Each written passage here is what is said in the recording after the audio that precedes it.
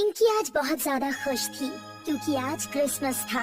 वो सुबह से ही अपने माता पिता के साथ अपने घर को सजा रही थी। पिंकी के माता पिता हर साल बहुत धूमधाम से क्रिसमस का त्योहार मनाया करते थे। मुझे तो लगता है पिंकी की क्रिसमस की खुशी हम सब में ज्यादा तुम्हें है। क्रिसमस का दिन मुझे बहुत अच्छा लगता है पापा। आज की रात मेरे सारे दोस्त मेरे घर आते हैं और हम अपने घर पर धूमधाम से पार्टी करते हैं। लेकिन हर साल आप मुझसे झूठ भी बोलते हो। पिंकी, ये गलत बात है बेटा। आप अच्छी तरह से जानती हो कि आपके पापा कभी झूठ नहीं बोलते। रहने दो कनिका, पिंकी अभी सिर्फ 10 साल की है। अच्छा तो मुझे बताओ पिंकी, मैंने तुमसे क्या झूठ बोला? यही कि सेंटा हर साल क्रिसमस की रात को बच्चों को गिफ्ट देकर जाते हैं, लेकिन मैंने तो आज तक कभी किसी सेंटा को नहीं देखा। नहीं पिंकी, वो गिफ्ट तुम्हारे तकिए के नीचे सेंटा रख कर जाता है। तुम सो रही होती हो ना, इसीलिए वो तुम्हें जगाता नहीं है। जब आप सोकर उठती हो तो आपको अपने पिलो के नीचे गिफ्ट रखे हुए मिलते हैं ना? अगर ऐसी बात है तो फिर मैं आज पूरी रात जागूंगी। आज मैं सेंटा के हाथों से ही गिफ्ट लूंगी। पिंकी की बात सुनकर राजन और कनिका जोर जोर से हंसने लगे। कुछ ही देर के बाद वहाँ पर राजन का दोस्त चार्ल्स, जो कि उसका पड़ोसी था, अपने बेटे डेविड के साथ पहुँचा। कैसी हो पिंकी? डेविड, आज रात हम दोनों सोएंगे नहीं। लेकिन क्यों पिंकी? इस साल हम दोनों सेंटा के हाथों से ही गिफ्ट लेंगे। तुम बिल्कुल सही कह रही हो पिंकी। वैसे भी पापा बता रहे थे कि आज क्रिसमस की पार्टी पूरी रात चलेगी। कुछ ही देर में वहाँ पर और भी बहुत सारे मेहमान आ गए और पार्टी शुरू हो गई। पार्टी में सभी लोगों ने देखा कि एक व्यक्ति सेंटा क्लॉज के कपड़े पहने हुए वहाँ पर बच्चों के बीच में घूम रहा था। राजन उस व्यक्ति को देखकर अपनी पत्नी कनिका से बोला, कनिका, वो सेंटा क्लॉज सेंटर के कपड़े पहने हुए व्यक्ति कौन है? नहीं, मैंने तो उसे इनवाइट नहीं किया। हो सकता है कि हमारा कोई जानने वाला ही हो जो बच्चों के लिए सेंटा के कपड़े पहन कर आया हो ताकि उनका मनोरंजन हो सके। उस सेंटा को देखकर पिंकी और डेविड उस सेंटा के पास पहुंच गए। आप कौन हो? मैं तुम्हारा सेंटा हूँ पिंकी। आप तो मेरा नाम भी जानते हो। मैं सिर्फ तुम्हारा ही नहीं बल्कि तुम्हारे दोस्त डेविड का भी नाम जानता हूँ। मैं तुम्हारे लिए कुछ लाया हूँ। मैं जानती हूँ कि आप मुझे गिफ्ट देने वाले हो। ये लो, तुम दोनों के लिए मैं विदेशी चॉकलेट लेकर आया हूँ। इतना बोलकर सेंटा दोनों को गौर से देखने लगा। देखते ही देखते सेंटा का चेहरा बहुत ही भयानक हो गया। पिंकी और डेविड के गले से डर की वजह से चीख निकल गई। चीख निकलते ही हर तरफ अंधेरा छा गया। पार्टी में खलबली मच गई, मगर अगले ही पल लाइट आ गई। मगर पार्टी में जितने भी बच्चे मौजूद थे वो सब गायब थे। पिंकी कहाँ है? पिंकी कहीं नजर नहीं आ रही। वो सब छोड़ो राजन, मुझे पिंकी की चीख सुनाई दी थी। मुझे बहुत घबराहट हो रही है।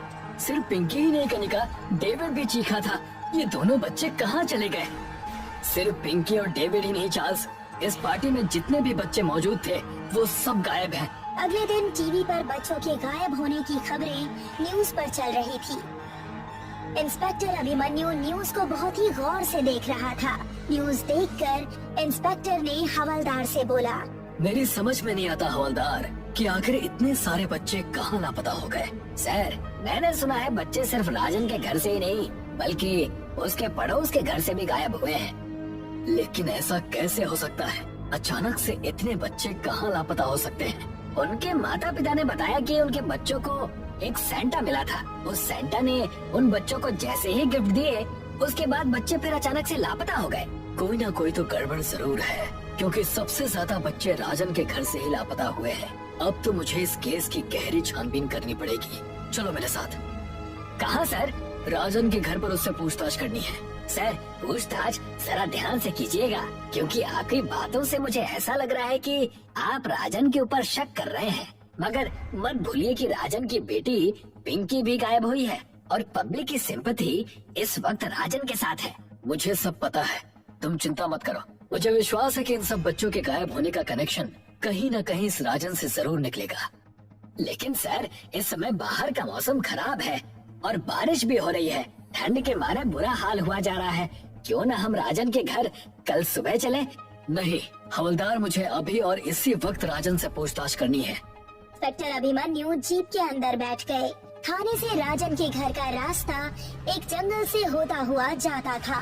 अचानक रास्ते में इंस्पेक्टर अभिमन्यु की जीप बंद हो गई। क्या हुआ सर, आपने जीप क्यों रोक दी? जीप रोकी नहीं हवलदार, अपने आप रुक गई है। ये तो सर मुंडवाते ही ओले पड़ने वाली कहावत हो गई है सर। अपनी बकवास बंद करो हवलदार। इतना कहकर अभिमन्यु जीप से उतर गया। तभी अचानक इंस्पेक्टर अभिमन्यु की नजर एक खंडहर पर पड़ी। इंस्पेक्टर अभिमन्यु ने देखा कि उसे खंडहर की छत पर सेंटा जैसा दिखने वाला एक व्यक्ति खड़ा हुआ अजीब से अंदाज में नृत्य कर रहा था। हवलदार जरा सामने देखो, मैंने अभी वहाँ उस खंडहर की छत पर एक सेंटा देखा। कैसी बातें कर रहे हैं सर, अब आपको इस समय हर जगह सेंटा ही नजर आ रहा है। मेरी बात का विश्वास करो हवलदार। इंस्पेक्टर अभिमन्यु ने इतना कहा ही था कि तभी कुछ बच्चों की चीखें इंस्पेक्टर अभिमन्यु और हवलदार के कानों से टकराई।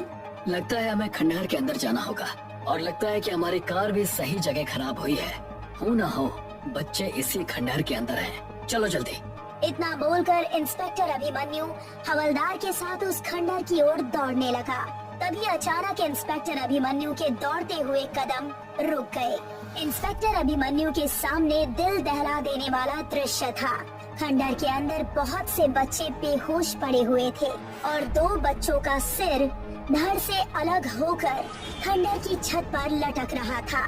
मुझे तो अपनी आंखों पर विश्वास ही नहीं हो रहा है सर कि मैं जो कुछ भी देख रहा हूँ वो सच है।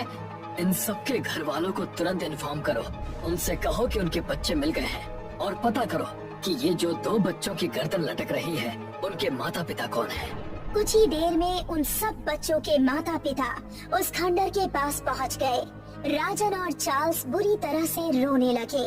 आखिर मेरी पिंकी ने किसी का क्या बिगाड़ा था? मेरी पिंकी को क्यों मार दिया? और मेरा बेटा डेविड मेरा इकलौता बेटा था, किसी निर्दयी ने मेरे बेटे को कितनी बुरी तरह से मार दिया। इतना कहकर वो इंस्पेक्टर अभिमन्यु की ओर देखकर बोला, यहाँ पर खड़े खड़े क्या देख रहे हो? जाओ जाकर कातिल का पता लगाओ। वो जो कोई भी हो मैं उसे जिंदा नहीं छोड़ूंगा। मैं स्वयं पता लगाऊंगा कि मेरी पिंकी का कातिल कौन है। कौन है वो सेंटा जिसने मेरी बेटी को इतनी बेरहमी से मार दिया। देखिए मुझे ये बात कहते हुए सही तो नहीं लग रही, लेकिन आपके बच्चों की मौत कोई साधारण मौत नहीं है। मैं कुछ समझा नहीं। जब मेरी कार यहाँ पर खराब हुई तब मैंने इस खंडहर की छत पर एक सेंटा को अजीब से अंदाज में नृत्य करते हुए देखा था। मैंने खंडहर का एक एक कोना छान मारा मगर मुझे सेंटा का कोई नामो निशान नहीं मिला। कुछ तो गड़बड़ जरूर है। पिंकी और डेविड का अंतिम संस्कार कर दिया गया। अगली रात इंस्पेक्टर अभिमन्यु थाने में बहुत ही गहरी सोच में डूबे हुए थे। क्या बात है सर, काफी देर से देख रहा हूँ आप किसी गहरी सोच में गुम हैं। एक बात मुझे समझ में नहीं आ रही हवलदार, वो जो कोई भी था पर मैं दावे से कह सकता हूँ कि वो इंसान नहीं था। आप किसकी बात कर रहे हैं सर? उस सेंटा की जिसे मैंने खंडहर की छत पर कड़कड़ाती हुई सर्दी में अजीब से अंदाज में नृत्य करते हुए देखा था और फिर वो अचानक गायब कैसे हो गया। माफ कीजिएगा सर, लेकिन ये बात आप किसी दूसरे के सामने मत करिएगा वरना लोग आपको पागल समझेंगे। मैं तुम्हारी बात को समझता हूँ और जानता भी हूँ, लेकिन एक दूसरी बात और है जो मुझे अंदर ही अंदर खाए जा रही है कि राजन और चार्ल्स के बच्चों के ही कटे हुए सर उस खंडहर में क्यों मिले, क्योंकि बाकी सब बच्चे तो वहाँ पर बेहोश पड़े हुए मिले थे। उन सबको कोई खरोच तक नहीं आई थी।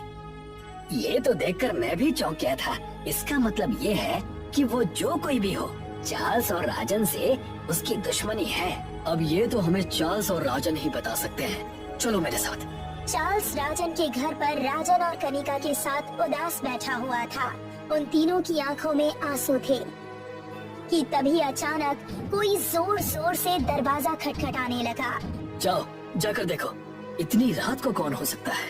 कनिका ने जैसे ही दरवाजा खोला तो उसके गले से एक जोरदार चीख निकल गई। चीख सुनकर राजन और चार्ल्स दरवाजे पर दौड़ते हुए आए। उनके सामने वही सेंटा खड़ा हुआ अजीब अजीब सी हरकतें कर रहा था। तुम तो वही सेंटा हो जो क्रिसमस की रात वाली उस पार्टी में मौजूद था। मैंने देखा था मेरी बेटी पिंकी तुमसे बात कर रही थी। हाँ, और मैंने भी देखा था कि मेरा बेटा डेविड भी तुमसे बात कर रहा था। कौन हो तुम? तभी अचानक सेंटा की आंखें किसी बिल्ली की तरह चमकने लगी। राजन, चार्ल्स और कनिका हवा में उड़ते हुए दीवार से टकरा गए। इंस्पेक्टर अभिमन्यु हवलदार के साथ पहुंच गए और पिस्तौल निकालते हुए सेंटा की ओर देखकर बोले, अपने आप को कानून के हवाले कर दो। तुम जो कोई भी हो बच नहीं सकते। सर, आप कमरे का दृश्य नहीं देख रहे हैं। आपका अंदाजा सही था, ये कोई इंसान नहीं है। अपनी बकवास बंद करो। इंस्पेक्टर ने इतना कहा ही था कि तभी इंस्पेक्टर और हवलदार भी हवा में उड़ते हुए दीवार से टकराते हुए गिर गए। तभी उस सेंटा का चेहरा देखते ही देखते एक बूढ़े व्यक्ति में परिवर्तित हो गया। उस बूढ़े व्यक्ति को देखकर चार्ल्स और राजन की आंखें हैरत से फटी की फटी रह गईं। तुम, ये कैसे हो सकता है? तुम्हें तो मरे काफी समय हो चुका है।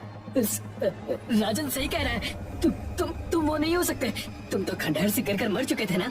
तभी उस बूढ़े व्यक्ति का चेहरा देखते ही देखते बहुत भयानक हो गया और उसकी आंखों से खून बहने लगा और वो किसी शैतानी बूढ़े की तरह दिखने लगा। तुम दोनों ने बिल्कुल सही कहा, लेकिन तुमने पूरा सच नहीं कहा।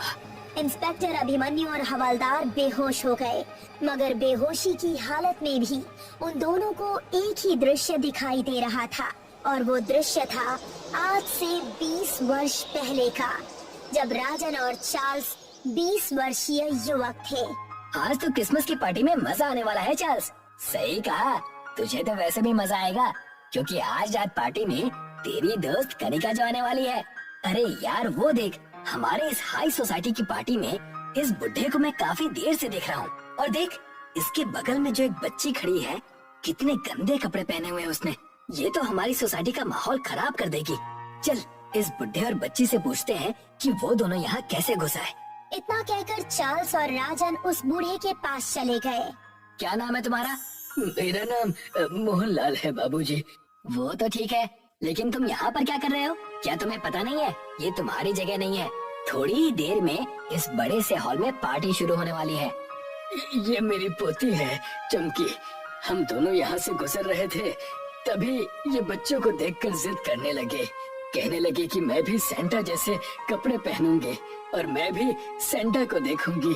मैंने सुना है कि इस पार्टी में बहुत से लोग सेंटा बनकर नृत्य करते हैं, पर कुछ देर बाद हम लोग चले जाएंगे। मेरी पोती सेंटा को देखकर खुश हो जाएगी। तो तुम्हारी पोती को सेंटा देखने का शौक है? हाँ, मैं एक ऐसी जगह भी जानता हूँ जहाँ पर इससे भी बड़ी पार्टी होती है और वहाँ पर तरह तरह के व्यंजन भी मिलते हैं, वो भी फ्री में। तो फिर आप मुझे वहाँ पर ले जाएंगे? हाँ, क्यों नहीं। राजन उस बूढ़े व्यक्ति और उस बच्ची को अपनी कार में बिठाकर उसी खंडहर में ले गया। साहब, ये तो खंडहर है। बेवकूफ, यही तो तेरी असली जगह है। साहब, मैं एक गरीब बूढ़ा व्यक्ति हूँ।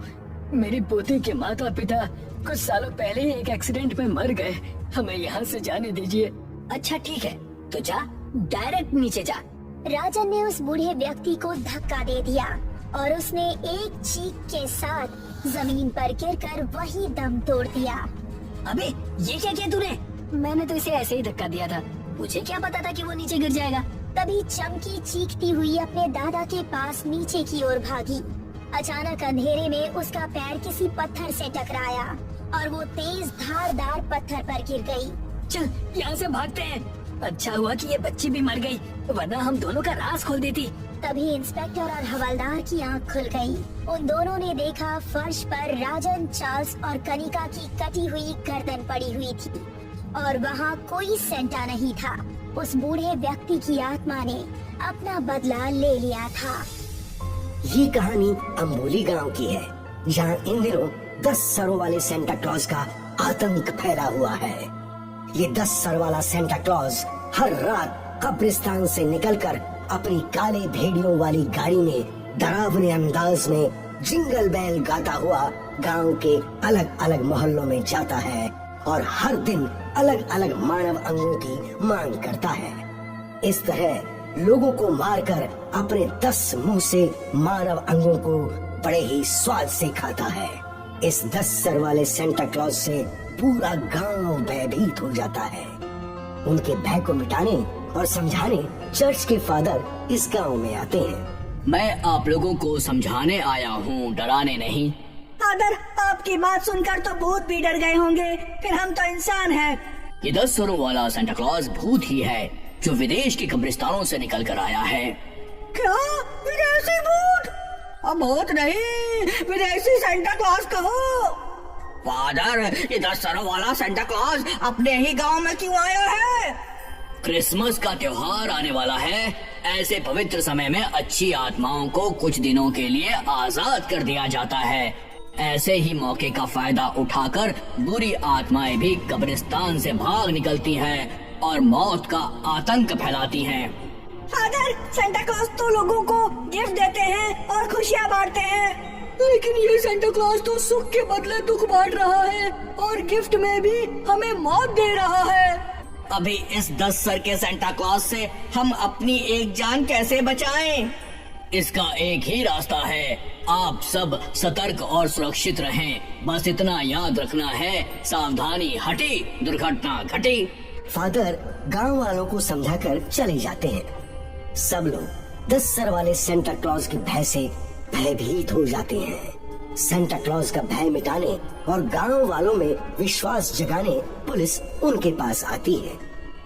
10 सर वाले सेंटा क्लॉज की कहानी हम भी सुन चुके हैं। चर्च के फादर ने पुलिस को भी सावधान कर दिया है।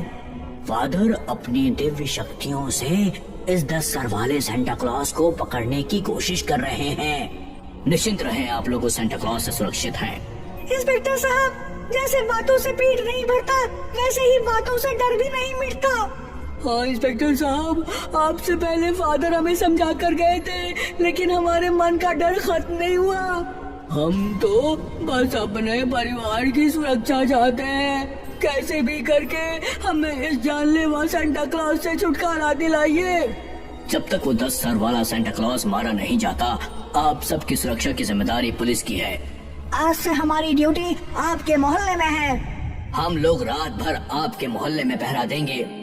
हमारी सुरक्षा के लिए आपका धन्यवाद, लेकिन आप लोग भी अपना ध्यान रखिएगा। सेंटा क्लॉज एक सर का हो या 10 सर का, उसकी इतनी हिम्मत नहीं कि वो पुलिस वालों पर हमला करे। इंस्पेक्टर अपने सहयोगी पुलिस वालों के साथ अति आत्मविश्वास यानी ओवर कॉन्फिडेंस में आकर गांव वालों की सुरक्षा करता है। उधर 10 सरों वाला सेंटा क्लॉज काली भेड़िए की गाड़ी में सवार जिंगल बेल गाता हुआ पुलिस स्टेशन पर धावा बोल देता है और पुलिस वालों को पकड़कर उनके शरीर के अंग खाने लगता है। पुलिस स्टेशन में भगदड़ मच जाती है। सेंटा क्लॉज अपनी शक्ति से पुलिस वालों को जादुई पिंजरे में कैद कर लेता है और एक एक को निकालकर उन्हें कच्चा चबाने लगता है। भागो भागो भागो, अपनी जान बचाओ, कहीं भी छुप जाओ। आज मैं तुम सबका कलेजा खाऊंगा, खून से भरा कच्चा कलेजा। भूत, मुझे छोड़ दो। मैं भूत नहीं, सेंटा क्लॉज हूँ। रावण के जैसे मेरे भी 10 सर हैं और मैं अपने 10 मुंह से 10 लोगों को एक साथ खा सकता हूँ। देखो, ऐसे है। 10 सरों वाला सेंटा क्लॉज अपने सभी मुंह से पुलिस वालों को मारकर उनके कलेजे खाने लगता है। कुछ पुलिस वाले अपनी जान बचाकर भागने में सफल हो जाते हैं। तभी पुलिस का सायरन बजता है। सेंटा क्लॉज पुलिस वालों को खाते हुए वहाँ से गायब हो जाता है। फादर चर्च में प्रार्थना करते हैं और जीसस से मदद मांगते हैं।